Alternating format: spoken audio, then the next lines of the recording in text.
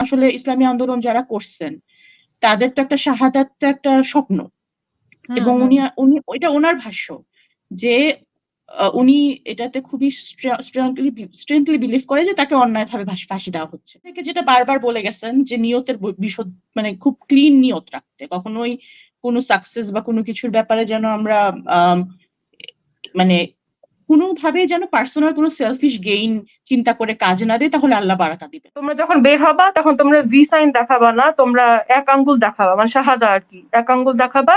আর সবসময় মনে রাখবা এই কালেমার কথা বলার কারণে আমাদের ফাঁসি দেওয়া হচ্ছে, কারণ আমরা কালেমা স্টাবলিশ করতে চেয়েছি, এটার জন্যই আমাদের ফাঁসি দেওয়া হচ্ছে, আর কোনো রিজন নাই আমাদের। ও তো আসলে অনেক কিছু বলেছে, সবচেয়ে বড় কথা হচ্ছে যে সালাউদ্দিন কাদের সাহেবের যখন ফাঁসির রায় হয় তখনই আমরা বুঝতে পারি যে আসলে আব্বুরও তেমন কোনো সুযোগ নাই।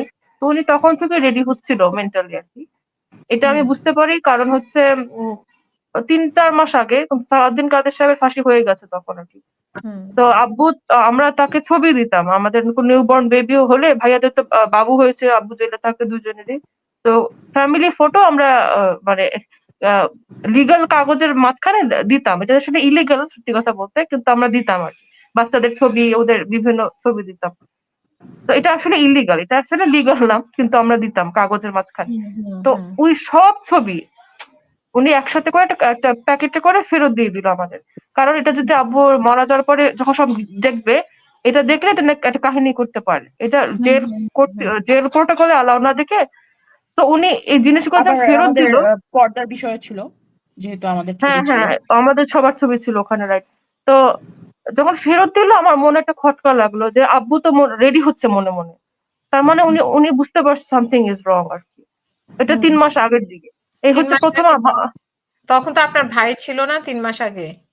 ছোট ভাই ছিল, জি জি ছোট ভাই ছিল। হুম জি। হুম আমরা যে প্রতি সপ্তাহে দেখা করতে যেতাম সেরকম একটা মিট আপই ছিল, তখন রায় চলছিল আর কি, এরকম একটা মানে রায় দিচ্ছে, সেকেন্ড রায়টা দিবে এরকম। তো আচ্ছা। তখন হুম যখন ফেরত দিল তখন আমি বুঝতে, আমার একটু খটকা লাগলো যে আব্বু তো রেডি হচ্ছে দেখি মনে মনে। তারপরে ভাইয়া গুম হওয়ার পর আমরা একদিন দেখা করতে গেছি, তখন ফাইনাল ভার্ডিক্টটা দেওয়া বাকি, কারণ ফাইনালটা দেওয়ার পরে তো কার্যকর হয়, তখন ছোট ভাইয়া মাত্র নিয়েছে আর কি। তো তখন আব্বু খুব অপটিমিস্টিক ছিল যে শাহাদাত হবে ইনশাআল্লাহ, এবং উনি মোটো ভীত না, এটা আল্লাহর পক্ষ থেকে আসছে এরকম। এবং ফাঁসিতে কোনো কষ্ট হয় না, এমনিতে মৃত্যুতে অনেক কষ্ট আছে, কিন্তু ফাঁসির মৃত্যুতে কষ্ট নাই।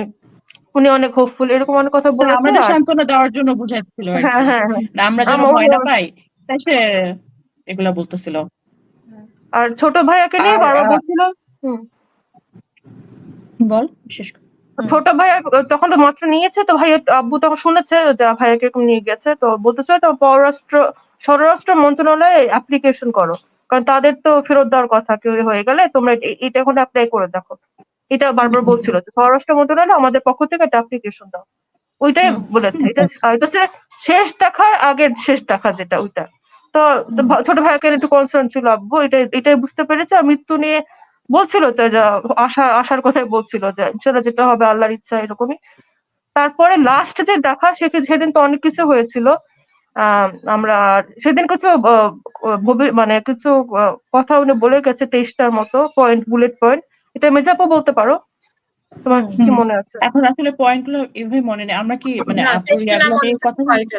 বা উনি কি মেসেজ দিয়ে গেছেন, বা ওনার ফাঁসি নিয়েও, বা ওনার কি ইয়ে ছিল যে ওনার এনার মামলাটা উনি আসলে সঠিক ছিল কিনা?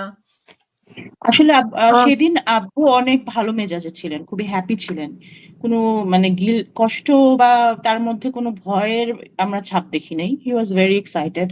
সে সবার সাথে খুব সুন্দরভাবে দেখা করছেন, ইয়া করছেন। তার সবচেয়ে মানে ঈদে তাকে ঈদে একটা ড্রেস দেওয়া হতো।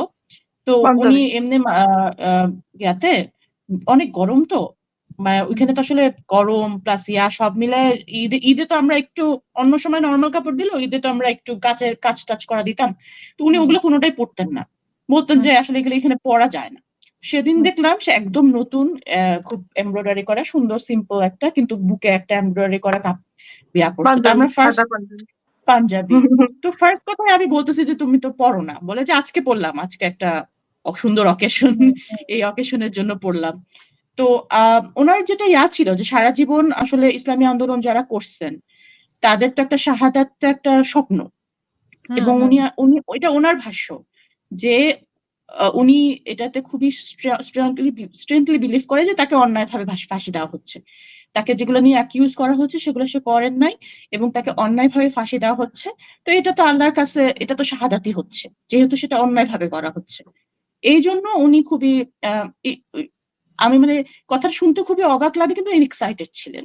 কারণ উনি আমাদেরকে কোরআনের বিভিন্ন আয়াত যেখানে শহীদি মর্যাদা ব্যাপারগুলো আছে উনি ওগুলো রিসাইট করে শোনাচ্ছিলেন এবং এগুলোর তাফসীর বলতেছিলেন যে একটা যে আছে যে যখন শহীদ মৃত্যুর পরে ফার্স্ট তাকে যখন উঠানো হবে তখন তাকে কিভাবে করে ওয়েলকাম জানানো হবে, তাকে কি খেতে দেওয়া হবে, তাকে কি বলা হবে, এই কথাগুলো উনি বলতেছিলেন এবং উনি যেমন ইমোশনাল হয়ে যাচ্ছিলেন তেমন একটা বাচ্চাকে আমরা যদি বলি তোমাকে ডিজনিল্যান্ড নিয়ে যাব সে তখন যেভাবে এক্সাইটেড হয়ে যায় যে কেমন সুন্দর হবে।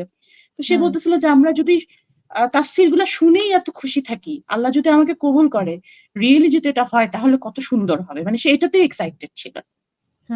তো উনি অনেক এক্সাইটেড ছিলেন এবং আমাদেরকে যেটা বারবার বলে গেছেন যে নিয়তের বিশদ মানে খুব ক্লিন নিয়ত রাখতে, কখনোই কোনো সাকসেস বা কোনো কিছুর ব্যাপারে যেন আমরা মানে কোনোভাবেই যেন পার্সোনাল কোনো সেলফিশ গেইন চিন্তা করে কাজ না দেয়, তাহলে আল্লাহ বারাকা দিবে না। আল্লাহ তখনই বারাকা দিবে যখন আপনি একদম খালেস নিয়ত শুধু আল্লাহর জন্য করবেন। কোরআন নিয়ে কাজ করতে বলে গেছেন অনেক বেশি। আর হচ্ছেন আর কি ছিল এখন আরো ছিল যে তোমরা যখন বের হবা তখন তোমরা ভি সাইন দেখাবা না, তোমরা এক আঙ্গুল দেখাবা, মানে শাহাদা আর কি, এক আঙ্গুল দেখাবা। আর সবসময় মনে রাখবা এই কালেমার কথা বলার কারণে আমাদের ফাঁসি দেওয়া হচ্ছে, কারণ আমরা কালেমা স্টাবলিশ করতে চেয়েছি, এটার জন্যই আমাদের ফাঁসি দেওয়া হচ্ছে, আর কোনো রিজন নাই আমাদের। আর একটা কথা উনি আগেও বলেছিলেন, সেটা হচ্ছে যে যেসব অপরাধ করার কথা আমরা চিন্তা আনিনি কখনো, মাথায় আনিনি কখনো, সেগুলোর অভিযোগে আমাদেরকে অভিযুক্ত করা হয়েছে। এবং উনি আর সাইদে সাহেব ঢাকা সেন্ট্রাল জেলে একসাথে ছিলেন, তারা আল্লাহর কাছে দোয়া করতেন একসাথে যে ফাঁসি হলে হোক, কিন্তু এই যে অপমানটা আমাদের করা হয়েছে, যে অপরাধগুলো আমাদের জীবন দশায় আমরা মাথায় আনিনি কখনো, সেগুলোর অপরাধে যে আমাদের অপরাধী করা হয়েছে, এই যে আমাদের জিল্লাতটা করা হয়েছে জীবন্ত অবস্থায়, এটার জন্য একটা ফয়সালা আল্লাহ করেন।